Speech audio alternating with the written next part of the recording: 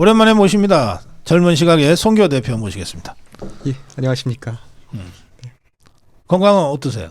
아, 정말 참 전당대회 때 너무 힘들었습니다. 특히 이제 제가 급이 올라갔다라고 생각했던 게 출마했었어요, 전당대회? 아니요, 제가 참 공격을 많이 받았는데요. 그때 제가 이런 댓글들이 도배가 됐었어요. 고성국, 젊은 시각, 누구 이들은 뭐 한동훈을 공격하기 위해 뭐 이런 댓글들이 도배가 됐어요. 그래서 제가 그때 얼마나 스트레스를 받았으면 제가 머리가 탈모가 생겨가지고 아이고, 예. 제 머리에 구멍이 뚫려서 아이고. 그거 한번 촬영도 했었거든요. 원형 탈모. 예, 근데 이제 그걸 지금 와서 생각을 해보니까 이게 단순한 그런 개개인의 의견이 아니라 정말 이런 집단적인 움직임이 있었구나. 이걸 좀 다시 한번 깨닫는 순간이었습니다. 아이고, 고생 많이 하셨네. 괜히 저 때문에. 아닙니다. 근데 그때 주필님께서 해주신 말씀이 지금 다 맞아 떨어지더라고요. 아, 이거 전 참. 절대로 후회 없습니다. 네. 예, 함께 나오신 백지연 전 부대변인, 유튜버 백지연 소개합니다. 네. 저는 지금 유튜버는 아니고요. 유튜브 아니에요? 유튜브 안 하세요? 네, 유튜브 채널이 있기는 한데. 그러면 유튜버죠. 네. 네, 지금 저는 이제 윤석열 대통령 선대위 때 상근 부대변인을 했었고요. 네. 그 이후에도 방송 패널로 이제 보수 우파의 시각에서 논평을 하고 있고 교육부에서도 정책 업무를 하고 나왔습니다. 그래요. 자, 두 분과 함께 그 전국 현안에 대해서 좀 정리를 해보겠습니다. 근데 우리 백지연, 그럼 전 부대변인 할까요? 네. 예. 윤석열 대통령 선거 선대위에서부터 이제 대통령을 모시고 일을 했다니까. 네. 2년 반이나 지났잖아요. 네. 예, 임기 전반부가 지났어요. 그동안 평가하신다면. 저는 초기에 사실 국정 운영 동력을 좀 많이 빼앗겼다. 그 인사 문제 같은 것들이 터지고 이렇게 됐었는데 그게 최근에 한동훈 당원 게시판 논란이랑 맞물리면서 그런 원인들이 어느 정도 인사 검증을 담당했던 한동훈 대표의 잘못에도 있었지 않나라는 생각이 좀 들고요. 근데 지금은 이제 4대 개혁을 중심으로 해서 정책 방향성은 좀 안정적으로 나가고 있는 것 같긴 한데 이제 정책 세세하게 또 들어가면은 어떤 정책들은 또 보수 우파 국민들이 동의하지 못하시는 부분들도 있는 것 같습니다. 근데 저는 지금 윤석열 대통령이 여소야대 전국에서 앞으로 거부권 행사만 하더라도 시대적 사명으로 좌파들이 이제 이 정부를 흔드는 것들을 좀 막을 수 있지 않나. 사실 우리나라가 정말 좌경화가 많이 돼 있다고 생각하는데 네. 지금 여러 가지 법안 같은 것들도 양곡관리법 이런 것도 완전 좌파 법안이거든요. 근데 그런 것들을 거부권 행사하는 것만으로도 저는 우리나라를 좀 중심을 잡고 지켜내는 역할을 하고 있다라고 생각했습니다. 좌파의 온갖 악법 공격을 대통령이 막아내는 것만으로도 네. 대통령의 역할이 크다. 네. 그런 말씀이시군요. 네. 예. 선대위 때부터 활동하셨다니까 또 조금 전에 한동훈의 인사 검증 책임이죠. 네. 그걸 지적하셨으니까 한동훈이가 그 김건희 여사 라인 뭐 이거 가지고서 뭐 18명인지 10명인지 무슨 저 명단 가지고 가서 대통령한테 뭐 네. 항의하면서 요구했다는 거 아니에요? 네. 근데 이제 그 후에 나온 얘기가 실제 대통령실에 제일 많은 건 한동훈 라인이었다는 얘기가 있어요. 네. 그거 어떤 좀 아세요? 사실 초반에 네. 이제 선거 때 기여했던 공신이라고 할 수 있는 사람들이 이제 네. 바로 직을 받지 못한다거나 그랬는데 뭔가 외부 인사들이 많이 들어가고 이런 것 때문에 좀 뭔가 불평이라든지 좀 실망이나 이런 게 있었는데 그 네. 원인이 어쩌면 한동훈 당시 장관의 책임에 있었지 않나라는 추측을 저는 하고 있고요. 그리고 지금 김건희 여사 라인으로 지목한 행정관이나 비서관이나 이런 분들도 사실 인사검증 다 한동훈 당시 장관이 한 거 아닙니까? 이제 와서 몇 명 지목해서 누구 라인이니 하는 게 저는 되게 별로 보기 좋지 않다, 좀 옹졸해 보인다라는 생각이 들고 김건희 여사 라인이라고 얘기한 근거도 사실은 없어요. 그냥 찌라시처럼 명단만 돌리고 기사를 낸 건데 그 증거도 없이 그냥 그렇게 말을 던져버리고 그건 또 김건희 여사에 대한 어떠한 혐오 여론 같은 것들을 이용해서 선동했던 측면이 있지 않나 해서 저는 좀 안타깝게 봤습니다. 혹시 우리 백지원 부대변인도 윤석열 라인이나 김건희 라인이라고 찍혀가지고서 네. 그 대통령실에 못 들어간 거 아니에요? 저도 자세히는 잘 모르겠습니다. 저는 그래서 못 들어간 것 같아요. 그래요? 그 임기 전반기를 이제 마친 윤석열 정부와 윤석열 대통령 또 김건희 여사에 대해서 전체적으로 어떻게 보고 계십니까? 예, 송교 대표. 네, 참 쉽지 않은 길만 좀 걸어가는 것 같아요. 사실 그 아무것도 안 하면 지지율 올라가잖아요. 문재인 정권 5년 동안 사실 지지율이 뭐 6, 70%까지 올라갔다는 게 다른 말로 아무것도 안 했다는 좀 반증이 아닐까 싶습니다. 특히 지금 윤석열 대통령이 하는 게 뭐냐면은 결국 그 개혁이라는 것이고 그럼 그 개혁의 대상들은 내 왜 파일을 가져가냐 반발이 나올 수밖에 없잖아요. 그래서 저는 지금의 이 여론조사 여기에 대해서 뭐 대통령 지지율이 언제는 뭐 폭락을 했니, 뭘 급등을 했니 이런 걸로 계속 이제 대통령에 대한 길들이기를 하는 것 같은데 그 윤석열 대통령이 난 여론조사 안 보겠다, 지지율 안 보겠다, 내 할 일 마치고 오겠다. 저는 참 우리 대한민국이 대통령 하나는 정말 잘 뽑아가지고 그래도 이 진작에 무너졌을 법한 이 대한민국이 그래도 여기까지 이렇게 버티지 않았나 이런 생각을 합니다. 예. 이제 그 단계 사태 좀 질문 드릴게요. 단계 사태가 이게 뭐 제가 보기에는 아주 간단한 문제 같은데 이렇게 복잡하게 만드는 재주가 있네요. 한동훈이가. 어느 분이 먼저 시작하실래요? 네. 야, 일단 재주도 대단해. 좋습니다. 어떻게 이렇게 복잡하게 만들 수 있지? 네. 그냥 예 아니요 하면 끝나는 거였죠. 네. 근데 이제 참 그 저는 주필님께서 대단하다고 좀 느꼈던 게 뭐냐면 네. 올해 초였나요? 그때 이제 류혜 교수님이랑 같이 방송을 할 때 그 네. 주필님께서 뻐꾸기 얘기를 하셨어요. 예. 그러면서 김경률 한동훈 뻐꾸기다. 와 근데 이제 제가 공부를 좀 해봤더니 예. 뻐꾸기의 특성을 한동훈 대표가 그대로 보여주고 있는 게 어. 뭐냐면 처음부터 뻐꾸기 새끼를 그냥 낳는 게 아니라 최대한 그 둥지에 있는 알과 비슷하게 해서 낳고 그렇지. 예. 그 알에서 태어난 새끼가 이제 다른 알들이 쫓아서 다 바닥에 떨어뜨리는 거 아닙니까? 예, 먼저 태어나가지고. 처음부터 대놓고 나 뻐꾸기입니다 하고 들어오는 게 아니라 들어올 때는 나 우리 같이 우파예요. 나 이재명 싫어서 왔어요. 해서 막 여기서 오고 민주당 출신도 들어오고 다 왔어요. 그런데 본인이 딱 비대위원장 권한 갖는 순간부터 해서 기존에 있던 그 원래 있던 새들을 다 내쫓아서 땅땅에 버리는 거죠. 네. 지금 한동훈 대표랑 지금 뭐 김경률, 진중권 그 주변에 이제 뭐 친한계로 알려진 그분들의 이런 언행과 행동을 보면은 결국 우파를 본인들을 살린다라고 말은 하지만 그렇게 들어왔지만 결과적으로 지금 절반 거의 3갈래로 쪼개져서 지금 다 괴멸을 시키고 있는 상황 아닙니까? 네. 그런 점에서 참으로 문제가 심각하고 특히 우리 청년들이 여기에 대해서 많이 문제의식을 느끼는 것 같습니다. 네. 예. 네, 저는 또 대선 때 특히 청년들이 윤석열 대통령에 대한 지지가 굉장히 높았습니다. 그 국민의힘에 대한 공정과 상식에 대한 기대가 높았는데 그런 것들에 대해서 이해가 전혀 없는 사람들이 지금 여당 지도부를 차지하게 되면서 우리가 원했던 공약의 이행이나 방향성과는 엇나가고 있고 사실 한동훈 대표가 뭐 정책 이런 이야기 가끔씩 뜬금없이 하는데 내용들 보면 사실 알맹이도 없고요. 강남 좌파들의 시선이 그대로 담겨 있어서 그래요. 네, 특히 20, 30대들이 정말 싫어하는 그런 방향성이 좀 있어가지고 좀 그런 게 좀 불쾌하다라는 생각들도 했었고 또 한동훈이가 불쾌해요. 네, 그런 시선으로 청년들을 바라보는 것 자체가 좀 불쾌하다. 그러니까 적선하듯이 쳐다보는 것 같아서. 네, 그리고 뭐 당대표에 대해서 조롱도 할 수 있어야 된다 이런 이야기를 했는데 또 막상 조롱하는 것들에 대해서 얼마 전에 이제 기자들 백브리핑 할 때 짜증을 내고 화를 내고 뭐 윽박 지르듯이 그런 모습을 보였는데 그게 정말 저는 보기 좀 좋지 않았다라는 말씀을 드리고 한동훈 대표도 옛날에 그런 얘기를 했어요. 이재명에 대해서 뭐 차은우보다 이재명 이런 식으로 민주당에서 말이 나오니까 자기에 대해선 그렇게 하지 않아도 된다. 나에 대해선 얼마든지 조롱해도 된다라고 했는데 지금 김종혁 최고위원이 그런 말을 했습니다. K-팝 스타에 비유를 했습니다. 한동훈 대표를. 저는 어떻게 이런 발상을 하는지 이거는 극한의 아부가 아닌가라는 생각이 들고 뭔가 자꾸 이제 뭐 윤석열 대통령 옆에 뭐 아까 말씀한 무슨 리스트가 있다 이런 얘기 하실 게 아니라 한동훈 대표가 여당 대표로 역할을 하고 싶다면 주변의 관심들을 진작에 쳐냈어야 하지 않나 그런 생각을 했습니다. 근데 이 한동훈이가 무슨 기자들이 질문하면은 도망 다니고 네. 이제 도저히 도망을 못 갈 상황이 되면은 지난번 답변으로 가름하겠다고 그러고 있어. 근데 지난번 답변이 뭔지가 잘 몰라. 답변을 한 게 없어서 네.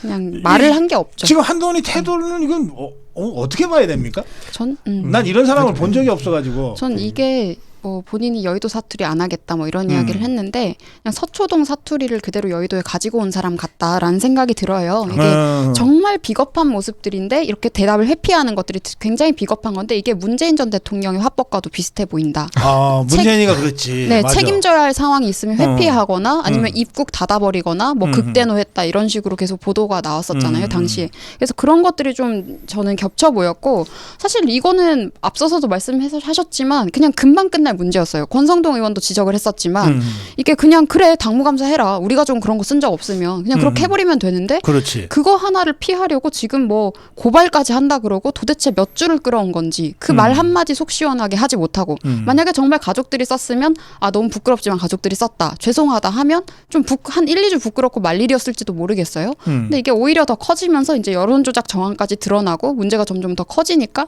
수습이 본인도 곤란해서 자꾸 그렇게 뭐 가름하겠다라는 식으로 회피하는 게 아닌가 그런 생각을 했어요. 그래갖고 마침내 고발했어요.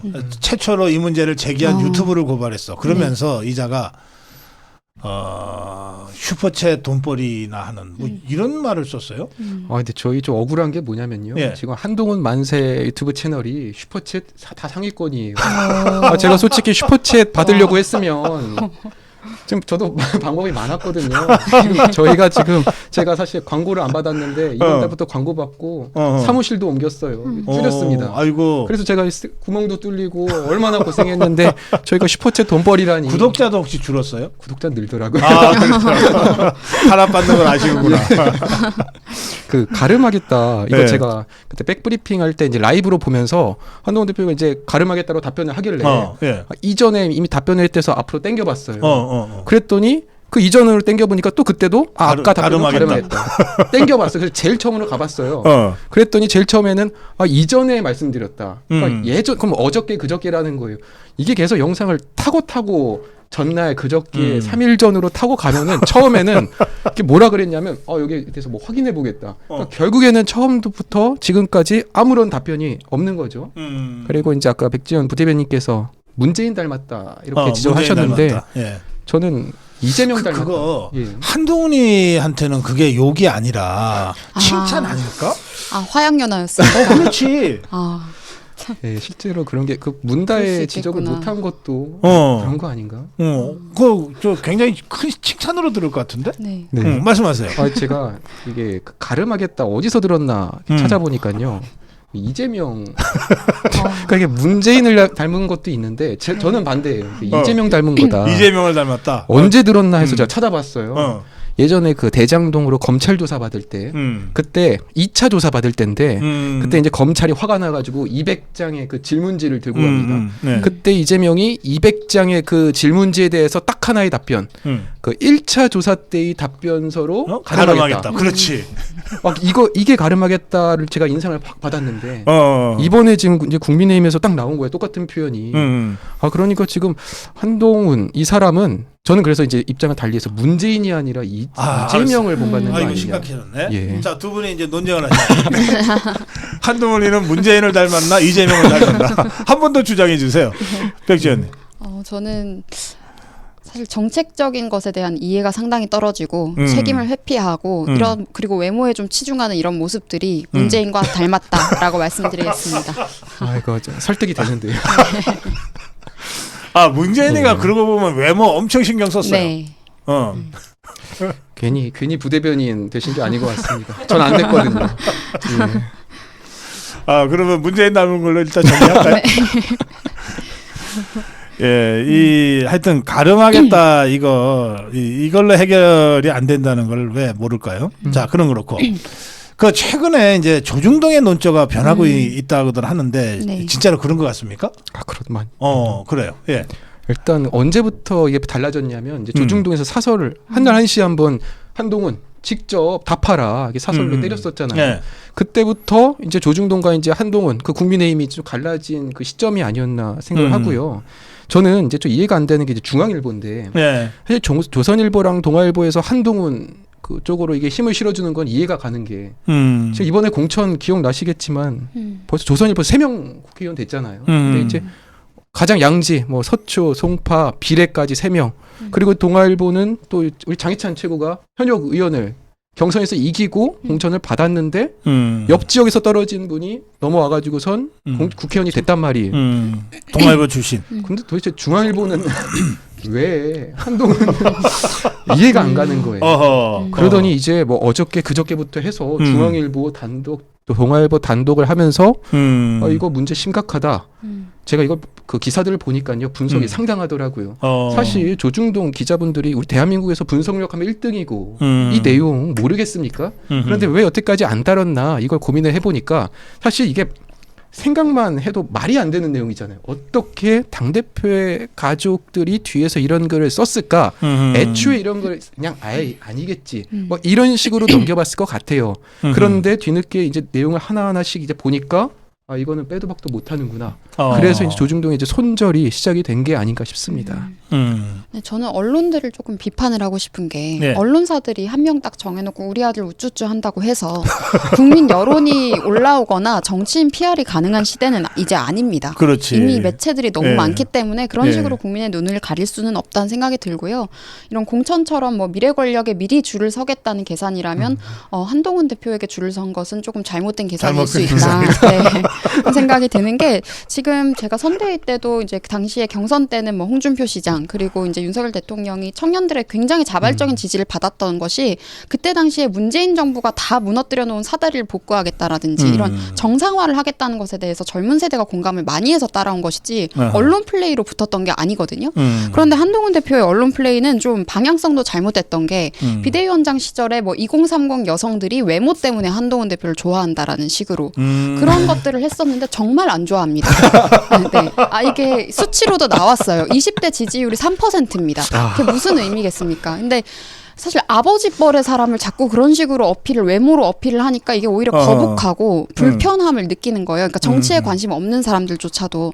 그래서 한동훈 대표 본인이 전략적으로 생각했을 때도 그건 완전 방향성이 틀렸었다. 심지어 그거 관련해서 이미지 조사를 내부에서 했었던 것 때문에 또 문제가 있었잖아요. 여의도 연구원에서. 이미지 조사가 내용이 좋았으면 발표했을까? 그랬을 수도 있겠다. 왜냐하면 그때 한참 그런 홍보를 하고 있었으니까 그런 목적이었을 수도 있겠지만 현실이 그렇지 않다. 예를 들어서 뭐 73년생 한동훈 책을 쓰신 그분은 옛날에 페이스북에 그런 글도 썼어요. 방탄소년단 정국과 비슷한 점이 많다. 진짜 이게 말이 안 되고 방탄소년단 팬들에게 정말 지탄받을 만한 말이었거든요. 그래서 이런 지점에서 자꾸 거의 이재명을 숭상하듯이 우상화하는 흐름들이 계속되면 오히려 어떠한 괴물을 만드는 거지 올바른 정치인을 위한 뭐 도움이 될 수도 없는 것이고 특히 우리 보수 우파 자유 우파 진영에서 봤을 때는 더더욱 부적절한 모습들이었다는 생각이 듭니다. 네. 여성 패널 이름이 뭐냐고 질문을 하자 다른 분이 백지원입니다라고 대답을 해주셨어. 그리고 저기 다른 댓글은 배현진 지역구에 다음에 나가세요.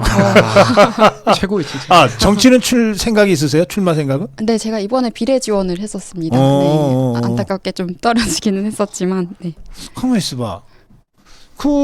한동훈이가 비례를 다 줬잖아요. 네, 그래서 그 명단을 보고 영 시원찮은 사람들이 있던데. 네, 그래서 저는 우리 당의 선배님들이나 이제 우리 공신들이나 이렇게 우리 보수 우파를 위해서 기여한 인물들이 되는 게 아니고 외부에서 뭐 완전 우리 정부랑 반대로 탈원전 주자라든지 그런 사람들 사실 정의당에 어울리는 사람들이 많았다고 봐요. 네, 그것 때문에 저는 굉장히 납득하기 어려웠던 것 같습니다. 조금 전에 그 백지원 님이 말씀하신 그 73년생 한동훈 그 책의 저자가 심규진 네. 스페인에서 지금 뭐 공부하고 있는 심규진 교수인데 여기 댓글에 올라왔어요. 심규진 한동훈 손절한 지 한참 됐답니다. 그렇습니까? 너무 찬양을 해서 당시에 생각해보면 모 매체는 뭐 한동훈 대표가 복식 호흡으로 모든 욕구를 조절한다 뭐 이러면서 신처럼 막 과도하게 그런 걸 했었거든요. 근데 그게 이제 여성들이 사용한 2030 여성들 커뮤니티에 돌면서 굉장히 조롱의 대상이 된 적이 있어요. 그만 좀 하라는 그런 좀 해라. 내용들이 많았습니다. 백지원이 한동훈보다 샤프하다. 감사합니다. 아니 비교당해서 기분 나쁜 건 아니고. 그래도 감사합니다. 지금 장해찬 전 최고가 계속 거의 단정적으로 얘기해요. 아니면은 고소해라 하면서 단정적으로 얘기하는 것 중에 하나는 이번 단계 사태의 실제 책임자는 그 한동훈의 아내 음. 예, 진은정 변호사다. 그리고 이 사람은 예전에도 그런 유사한 걸로 해서 퇴출된 적도 있다. 커뮤니티에. 네. 그거 어떻게 생각하세요? 그러니까 참 저는 그 김혜경, 해경구 김씨 사건도 그렇고요. 참 그 예전에 그것도 있더라고요. 그 노무현 대통령 이제 부인 권영숙 여사가 노사모 홈페이지 관리를 또 했었다고 하더라고요. 그러니까 이제 참 이제 영부인 또는 이제 배우자 입장에서 가만히 못 있겠는 거 이제 역할을 이제 해야 된다는 의무감이 있는 것이죠. 네. 그 김혜경이 그런 말을 해요. 자기는 자기 전에 남편과 같이 누워서 SNS를 한다. 같이 한다. 김혜경이? 예. 근데 이제 그거 이제 나중에 해경국 씨가 터지니까 아, 난 그런 말 한 적 없다라고 이렇게 말을 바꾸더라고요. 그렇지만 우리 국민 모두가 알고 있지 않습니까? 해경국 김 씨는 그 김혜경이라는 걸 모두가 알고 있죠. 과연 이번에도 이제 범인이 누구냐 여기에 대해서 뭐 한동안 뭐 아들 얘기도 뭐 찌라시처럼 돌기도 했고 여러 사람이 거론이 됐지만 결국 저는 이제 장해찬 최고위원의 이제 지적이 맞다라고 저는 생각을 하는 게 결국에는 그 이번에 당원 게시판 논란에서 타겟이 누구냐? 윤석열 대통령이 아니라 저는 김건희 여사가 타겟이었다고 봐요.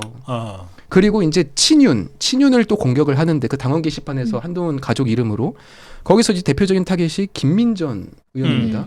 이제 김건희 여사와 김민전 그 의원에 대해서 계속해서 집중적으로 공격을 하는 그 어떻게 보면 상대적으로 좀 박탈감도 느끼고 견제의식도 느끼고 그러면서도 내가 시샘할 수 있는 그런 관계에 있는 사람이 누구냐를 생각했을 때 아무래도 이렇게 합리적으로 추론했을 때는 딱 그분이 이제 생각이 날 수밖에 없습니다. 진은정이다.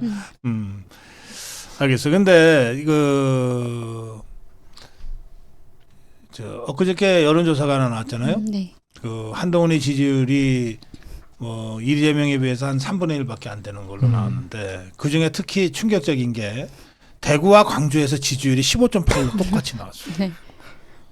이건 더 이상 우리 자유파 당대표가 아니라 다유파의 보통 정치인도 이렇게 나오면은 사표 써야 되는 거 아니에요? 사실 이게 최근의 일은 아니었던 것 같고요. 이미 비대위원장 시절부터 저는 사상 최악의 공천으로 대구를 비롯해서 이제 영남 지역에서는 이미 민심을 잃었다고 봤습니다. 네. 당시 우리 부산 지역에서 당선됐던 것은 현장에 가보면 윤석열 대통령의 이름을 외치신 분들이 훨씬 많았거든요.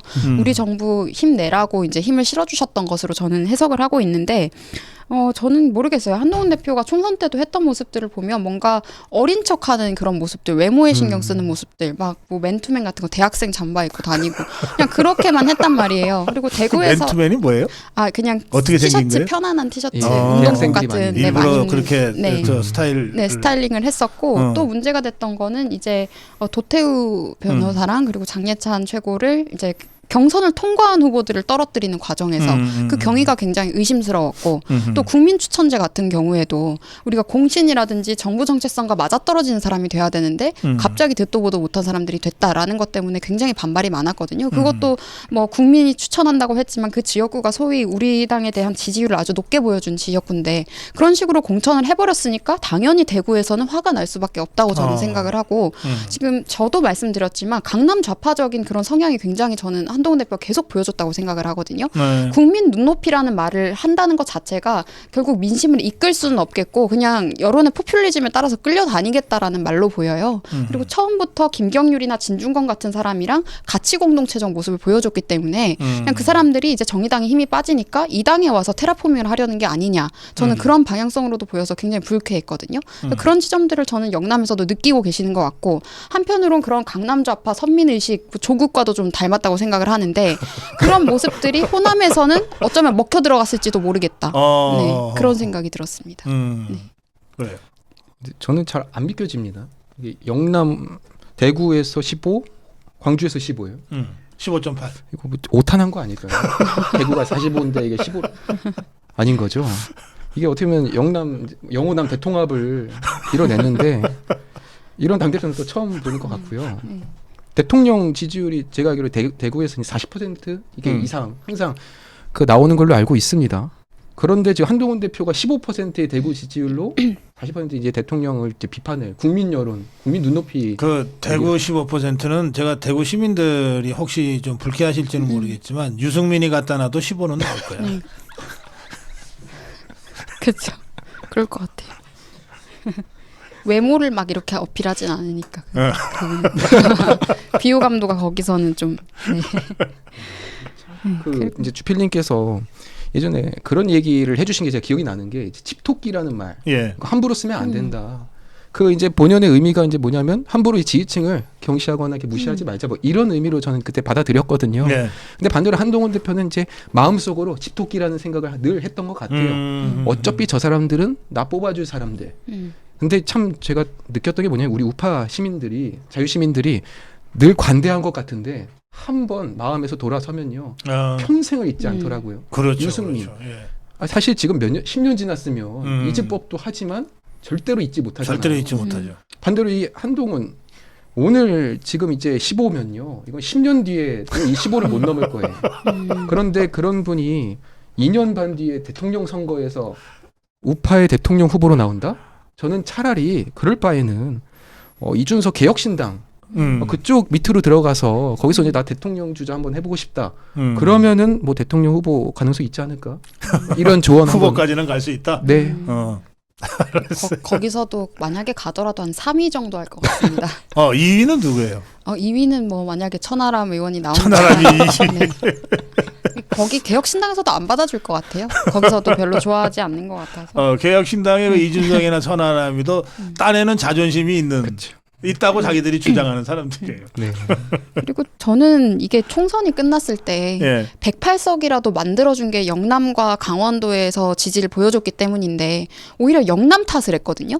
이제 한핵관이라고 한 사람들, 갑자기 영입 인사라고 들어온 뭐 참여연대 출신 변호사 이런 사람들이 막 대구를 우습게 하는 말도 하고 예를 들어서 홍준표 시장을 막 비하하면서 내가 나가도 대구시장 당선된다 이런 말을 공중파에서도 하고 그리고 영남당이 돼가지고 우리가 망했다라는 식으로 이야기를 했는데 영남에서 지지를 해줘서 그만큼이라도 얻은 거예요, 자리를. 그러니까 그렇죠. 이런 식으로 이야기를 듣는데 더 이상 지지를 하고 싶겠습니까? 국민들 입장에서. 굉장히 그런 것도 무례한 태도들이 많았다라고 말씀드리고 싶습니다. 네. 자, 그런데 이제 이 한동훈 일당들이 이제 몰리다 보니까 이것들이 이제 다시 협박질을 시작했어요.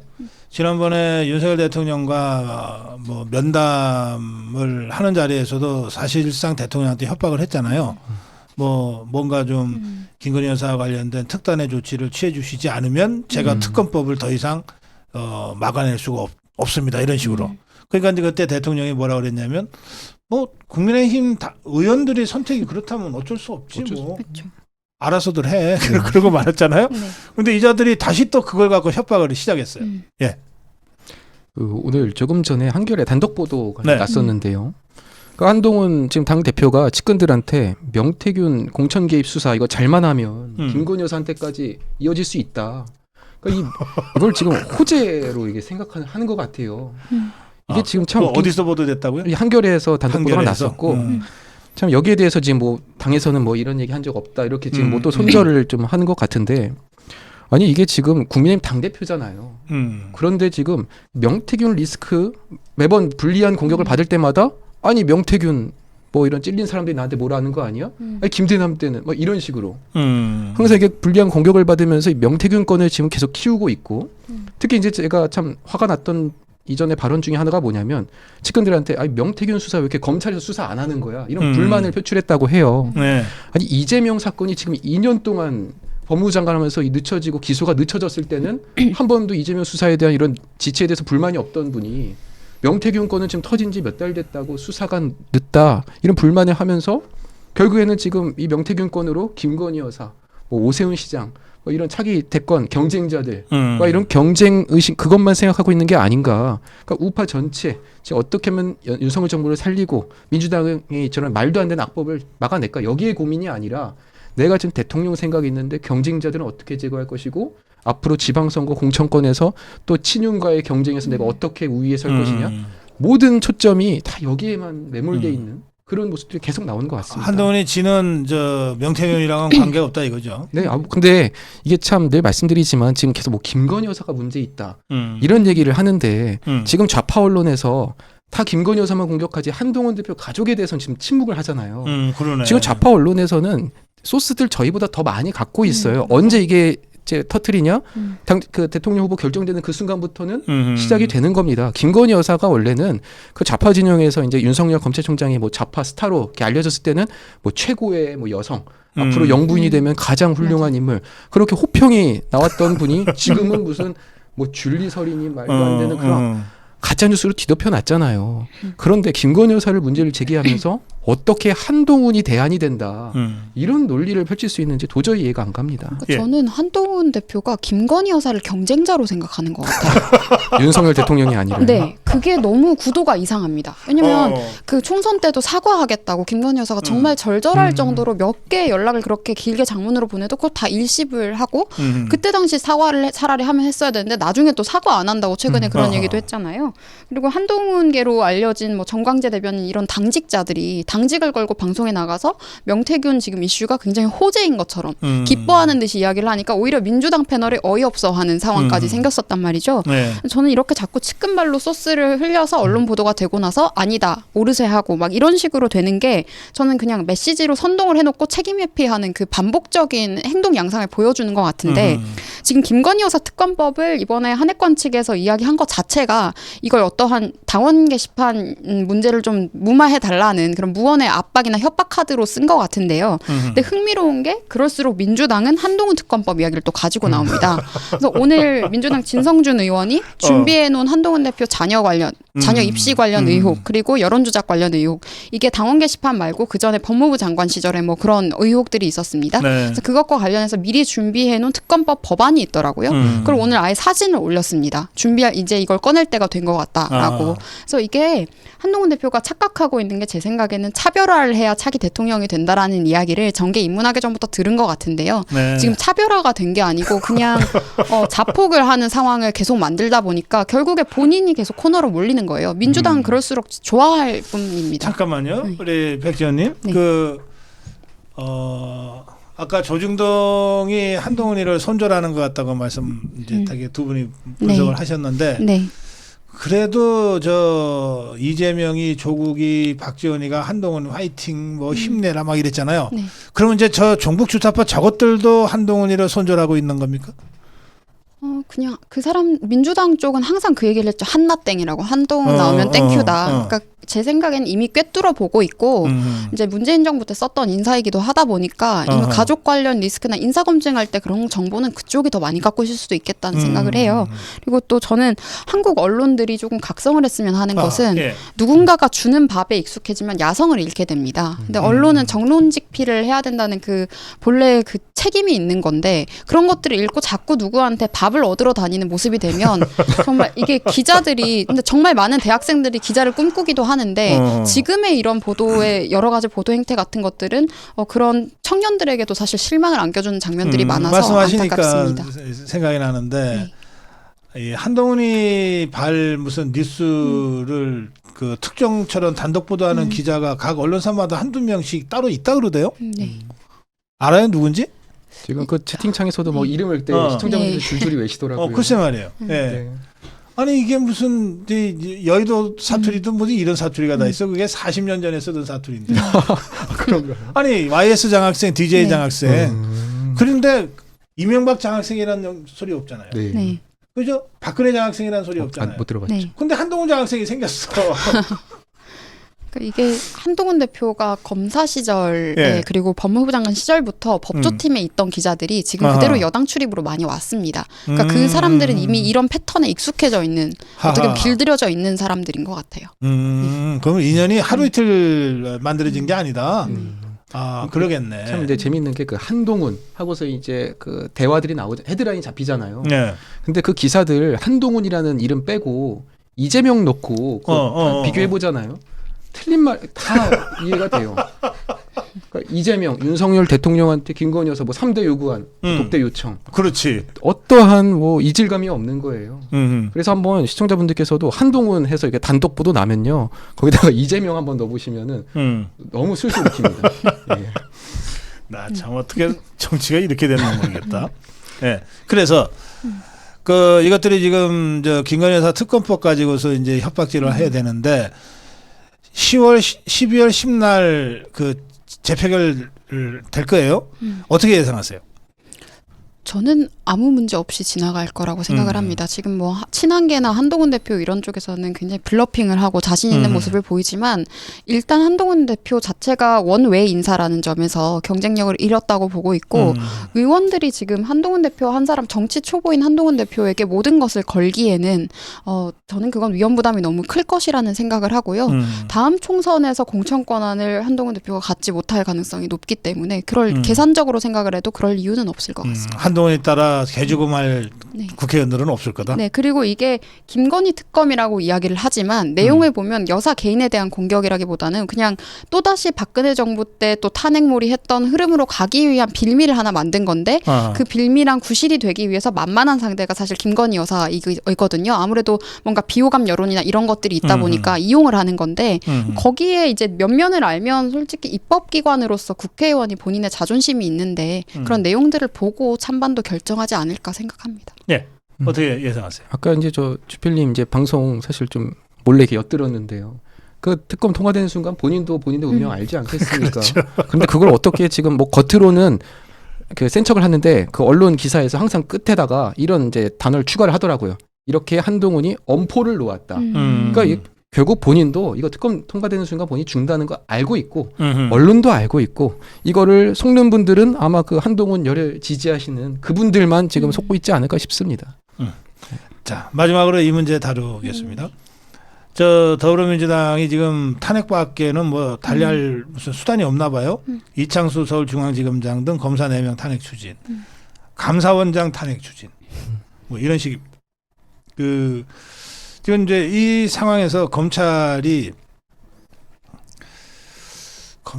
검사들이 2,150명쯤 됐던가요? 어쨌든 집단 행동을 지금 하고 있어요, 사실상.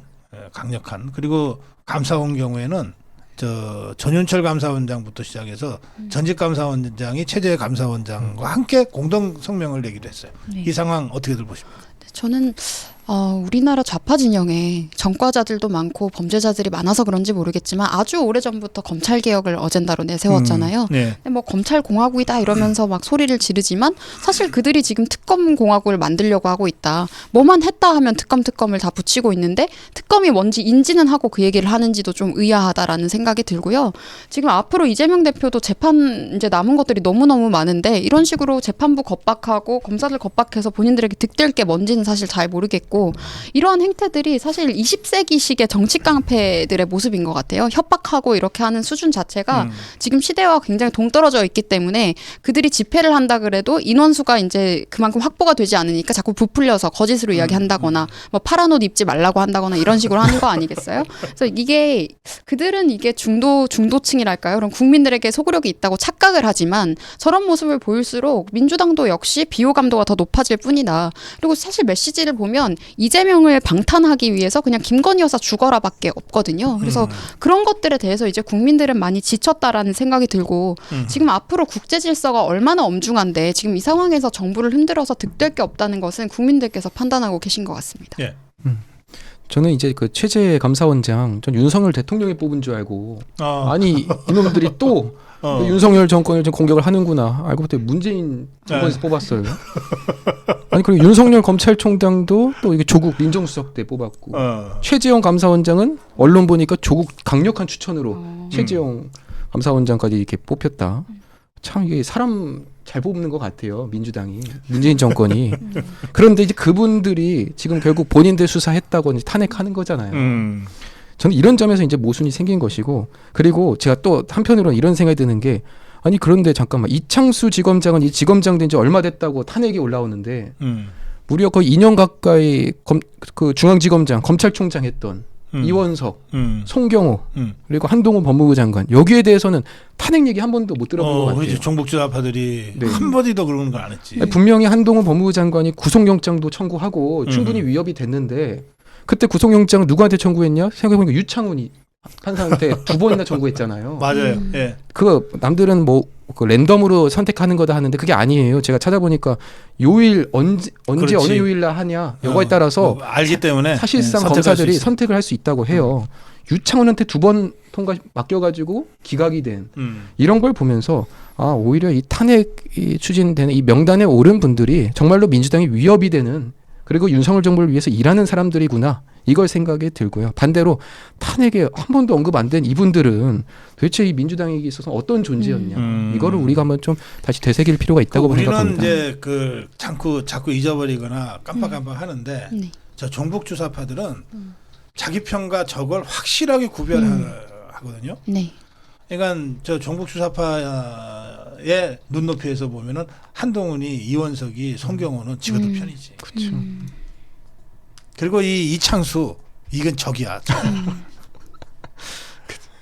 내가 보기에 최대의 적은 김건희 여사 같아. 그렇게 공격해야 되는 거 보면. 그동안 이제 우리 한국 현대사에서 좌파 정권이 3번 있었어요. 근데 김대중이 때는요. 이 기구를 없애질 힘이 없었어요. 김대중이 때 여서야대였기 때문에 기구를 없앨 힘이 없으니까 김대중이의 인사권을 가지고 뭘 했냐 그러면 국정원 안기부의 그 간첩 잡는 그 공안부서 사람들을 다 잘랐어요. 사람을 자를 수는 있잖아. 네. 사람들을 확 다 잘랐어요.